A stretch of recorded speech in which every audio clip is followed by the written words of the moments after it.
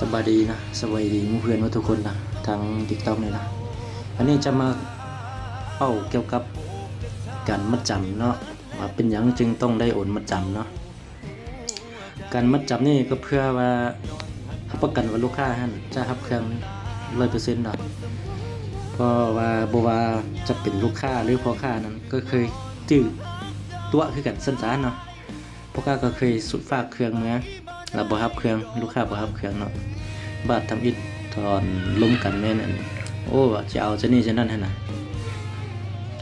ค่าร้อยลูกค้าก็ร้อยจะนี่จะนั่นให้น่ะเนาะบาดฝากเครื่องเมื่อแล้วก็โทรบ่รับบางคนก็โทรรับ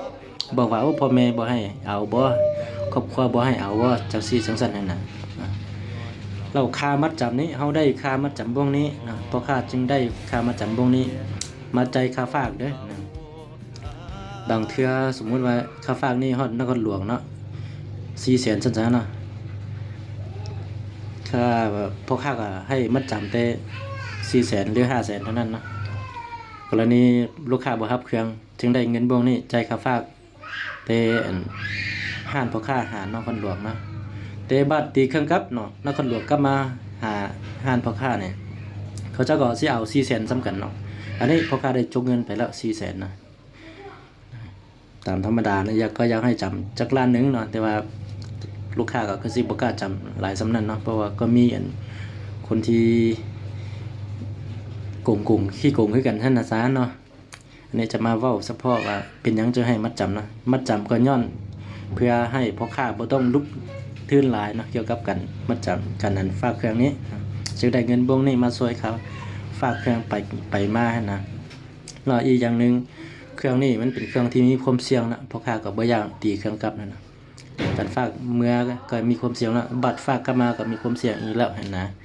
อันนี้อยากให้เข้าใจนะบ่แม่นว่าสิให้อยากโกงจังซี่จังซั่นนะคนที่ขี้โกงนี่แนวใดเขาก็สิโกงนะคนบ่โกงแนวใดก็สิบ่โกงนะพ่อค้าก็สิบ่วางดอกเงิน 4-5 แสนมัดจำนั้นเนาะก็วางเอาลูกค้าหลายกว่านะถ้าแพ้ลูกค้าหลายกว่านะเอาเข้าใจละลายนะสิมาอธิบายเกี่ยวกับการมัดจำส่ำนี้เนาะถ้าบ่เข้าใจบนใดก็สามารถทักมาได้เนาะจะเว้ารายละเอียดให้เลยตึกอีกเนาะเครื่องตีกับพ่อของพ่อค้าเนี่ยบ่แม่นว่าสิบ่มีนะปัจจุบันนี่ก็มีเนาะตัวกำลังตีกลับมาก็มีเขาจะบ่รับเครื่องนั่นนะขนาดมัดจำแล้วก็ยังบ่รับเครื่องก็มีคือกันนะอันนี้ให้เข้าใจนํกันนะสบายดีนะสบายดีหมู่เพื่อนทุกคนนะถ้าท่านใดเนาะซื้อเครื่องนั้นพ่อค้าเนาะกรณีว่าย่างให้พ่อค้านั้น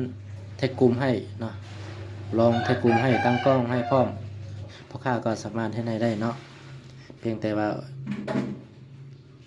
ซื้อแท้เนาะซื้อแท้พ่อค้าจะแท็กกลุ่มให้พร้อมเลยจะถ่ายเป็นคลิปวิดีโอส่งให้เลยนะรายงานว่าแท็กกลุ่มก็ประมาณ20 ไปเมตรนี่นะสิแท้ให้นะแท็กกลุ่มให้เลยนะเพราะว่าจะเป็นรุ่นใดๆก็ได้คือกันทั้งหมดเนาะจะแท็กกลุ่มให้เลยก็ได้นะถ้าหากว่าพ่อค้าบ่มีเวลาแท็กกลุ่มให้เนาะพ่อค้าจะแถมลูกปืนนั้นเนาะประมาณ30ลูกหรือว่า40ลูกนะให้ลูกค้าเอาไปแท็กกลุ่มเองนะไปตั้งกล้องเองสั้นๆเนาะอันนี้จะมาแนะนำแบบนี้เลยนะเครื่องแม่นเนี่ยมีพร้อมส่งด้วยพร้อมส่งแล้วก็แถมนะของแถมนั้นสุดลิงโม่แล้วก็สุดของสุกเนาะเอาขอบใจละลายด้วย